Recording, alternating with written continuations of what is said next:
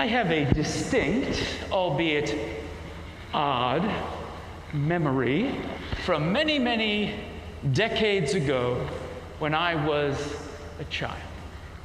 I was in my home, my older brother was there, my mother was there, and all of a sudden my mother comes to my brother and I with a look on her face that was hard to describe and said, "Listen, you cannot go on the ground level of the house," where, by the way, there were big windows that faced the road, "and if you hear the door ring, do not answer the door."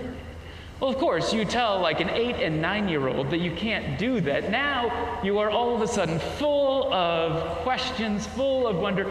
And so we are craning our necks to see, like, what is going on out there that we're not allowed to be seen from the road and we cannot answer the door. And we looked, and all we saw were two gentlemen dressed in nice suits and ties walking down the road.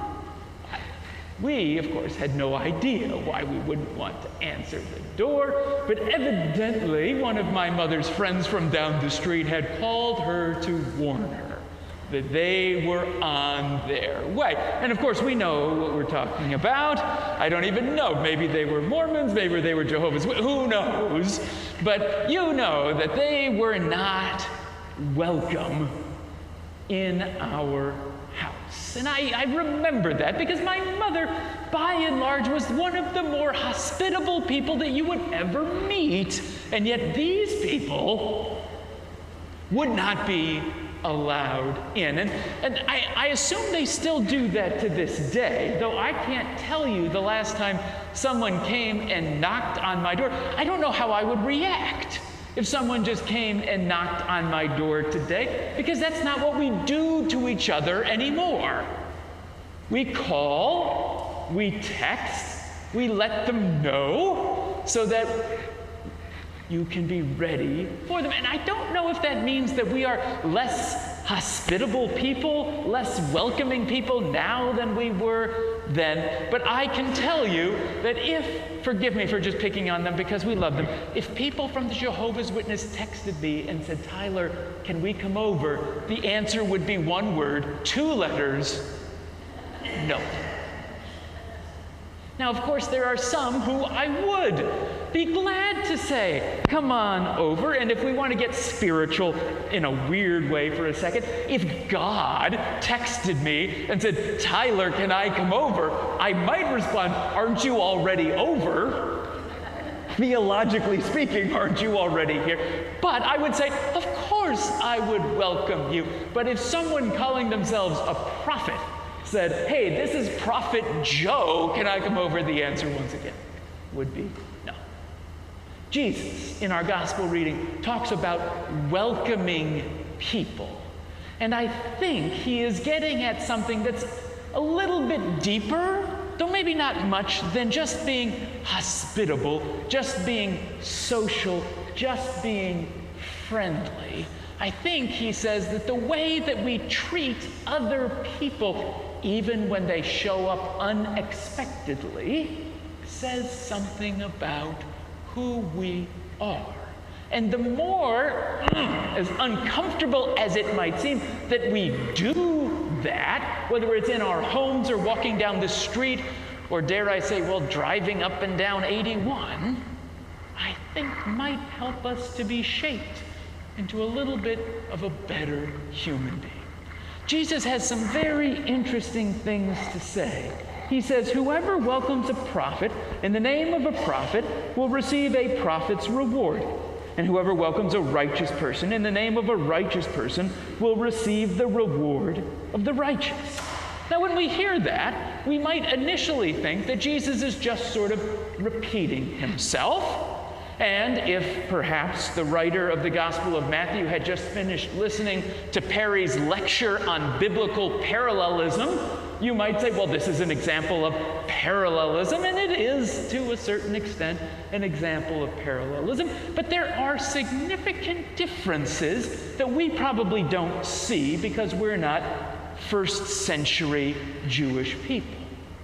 To welcome a righteous person in the perception of your neighbors would be much different than welcoming a prophet in the perception of neighbors, and likewise the consequences of you doing it.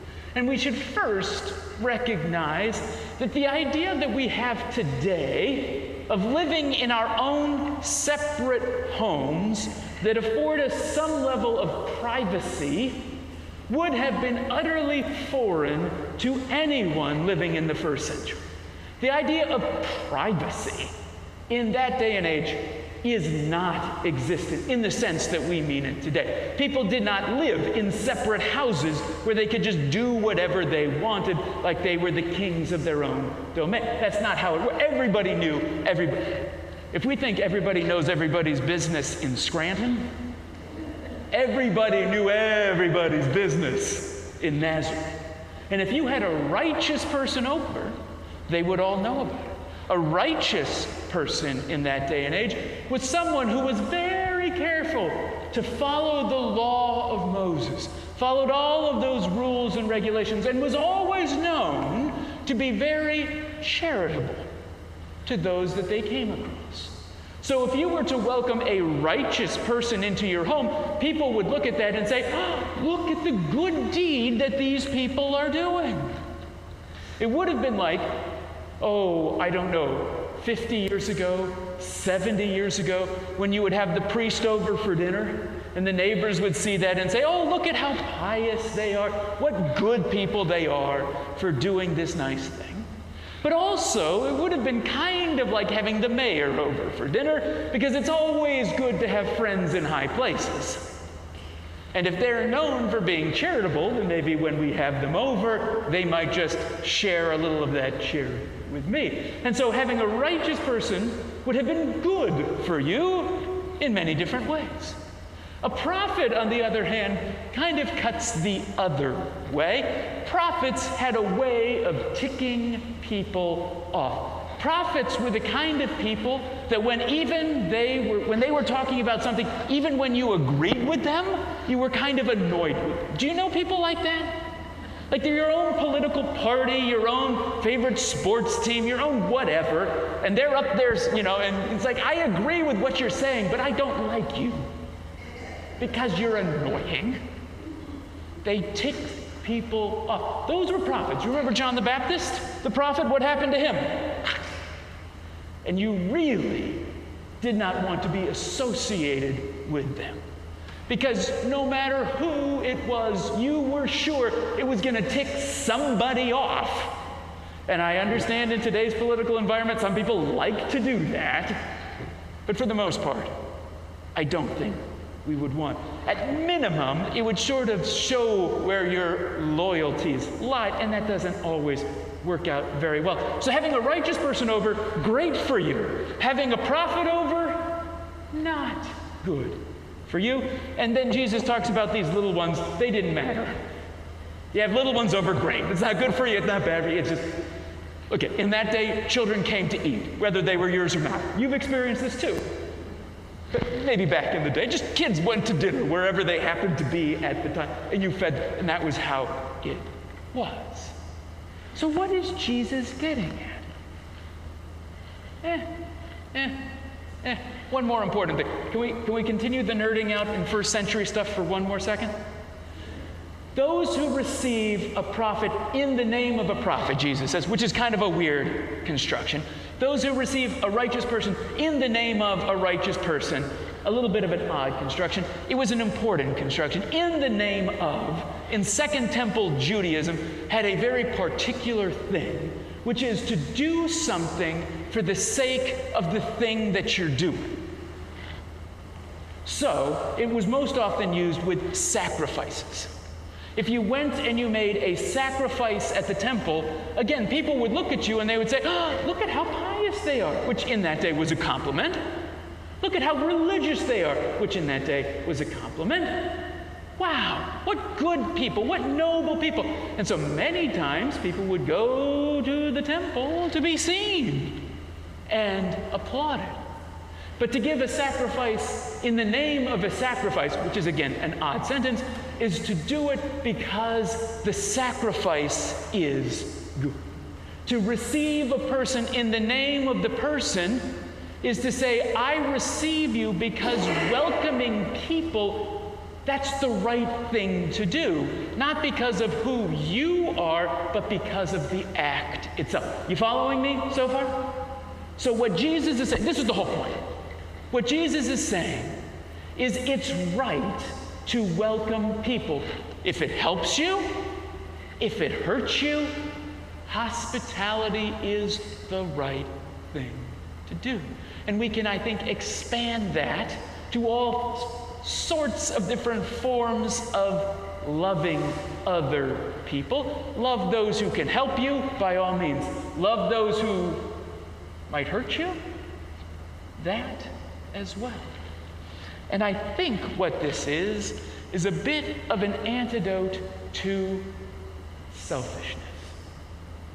There are people, and I know that there are people like this because I am a person like this, who makes decisions very often through the lens of how it will affect me. And I know that you are all far more pious, good people than me, and so you don't think that way. So let me explain that you hear something, and the first question I ask is, again, this is so foreign to you, it might be hard for you to understand this. The first question that I ask is, well, what's in it for me? Or, how much is it going to cost me? Not, is it right? Not, is it good for this other person? But rather, is it good for me? And Jesus says, Tyler, knock it off. That's not the way I want you to be thinking. Maybe, just maybe, think about other people. And that's hard. But that's not all that Jesus is getting at. Because Jesus is not looking at his disciples and saying that they ought to welcome people, but rather this is part of Jesus' longer speech, which started a couple of weeks ago in our readings, in which he is sending his disciples out. And so what Jesus is telling his disciples is that there are people who are going to welcome you. And when they welcome you, they are going to share in God's reward. And I think that's important on a couple of different levels. I think it's important for the disciples to hear that, because Jesus is sending them out to do some rather odd things. Heal people and cast out demons, whatever that means. And I don't know about you, but if it's my job to cast out a demon today, I want a team. Going it solo seems like not the right choice for something like that. And Jesus reminds them, there are people who are on your side. Have you ever felt like there was nobody on your side before? I have. And I'm wrong every single time. There are always people on your side. You might not notice them, you might not feel that way, but it is good to be reminded that there are people on your side that are going to welcome you.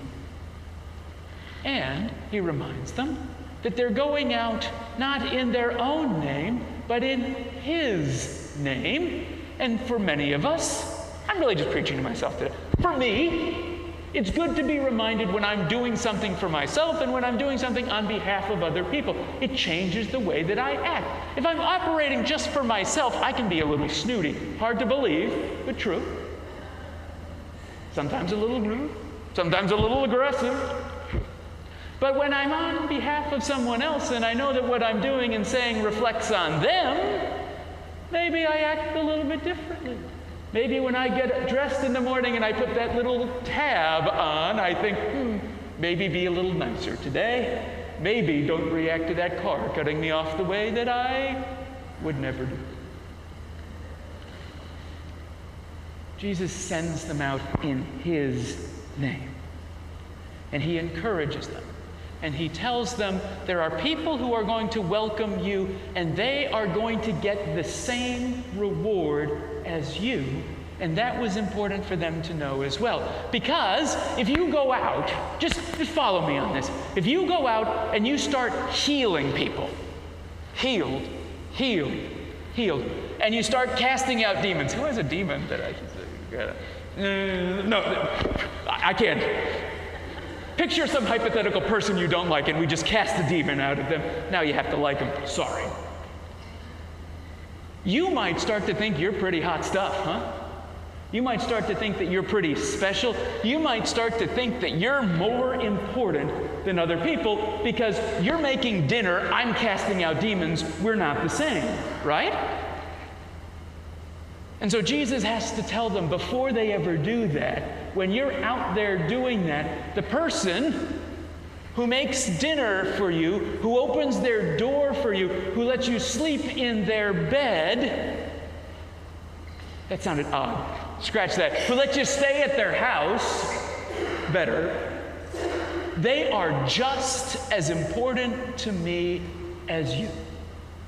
The behind-the-scenes people, the front of scenes, that's not the right, you know, the people on stage, the people doing the big showy things, the people doing the small unseen things, all equally important, all equally rewarding. Would that happened a little bit more in this world. And so, sometimes, we will find ourselves in this life as the one who's knocking on the door, asking to be let in. And sometimes we are going to be the one on the other side of the door who hears the knock, and we have to decide whether we hide behind the couch or open the door. Both equally important in God's eyes. Give a cup of cold water to any of these little ones, surely they will not lose their reward, Jesus says. Later on in Matthew, he intensifies it and says, if you give a cup of cold water in my name, you are giving it to me. So maybe that person knocking on the door just needs a cup of water.